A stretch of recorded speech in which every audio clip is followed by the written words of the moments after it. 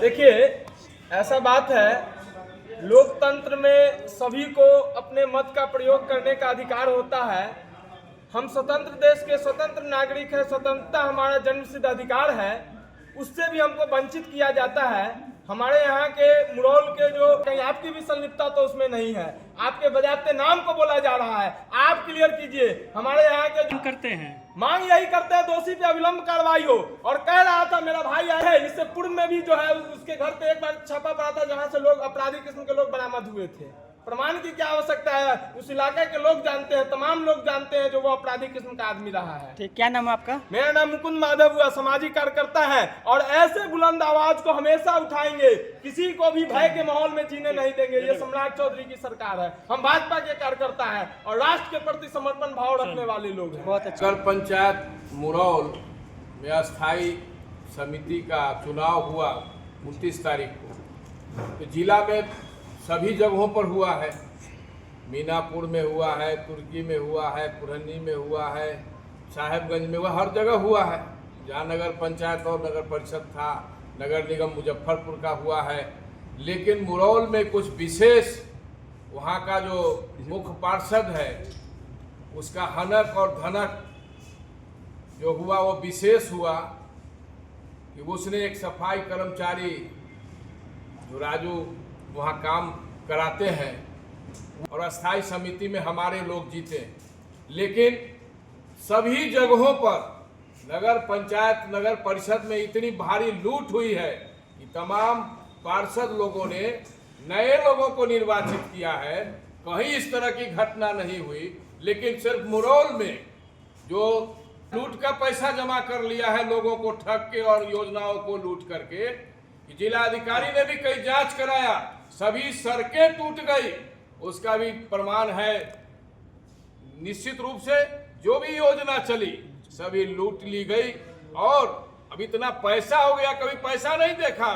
अभी स्कॉर्पियो पर चलता है, शीशे नहीं गिराता और लोगों को बहुत धमकाता है, हथियार रखता है, शराब का व्यापार भी करता है। हमने कई बार बोला भी है और स्थानीय प्रशासन को निश्चित रूप से ये बहुत व्यथा की बात है कि एक निर्वाचित प्रतिनिधि का इतना अप्रासंगिक भाषण हो, इतना अप्रासंगिक बयान हो, अमर्यादित बयान हो।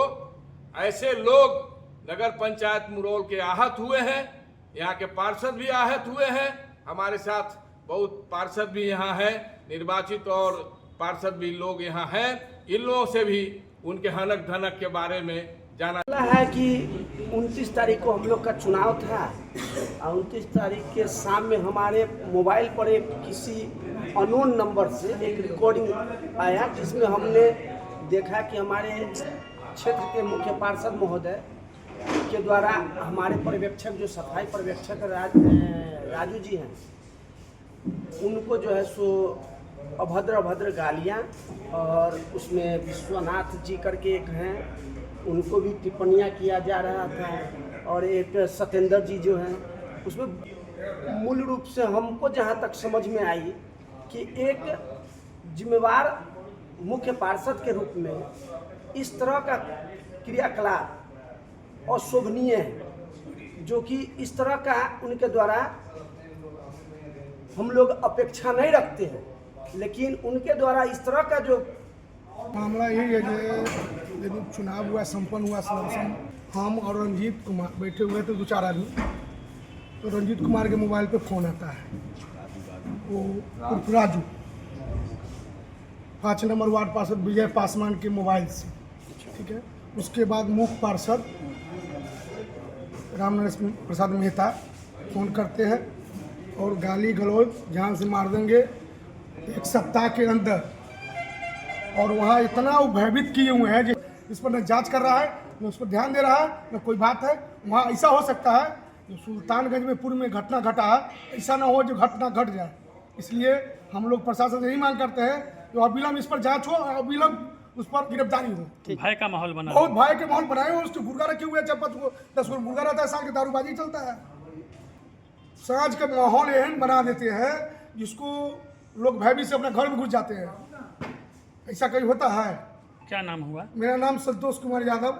क्या हुए आप? वार्ड नंबर 2 के आप नागरिक हैं। चलिए।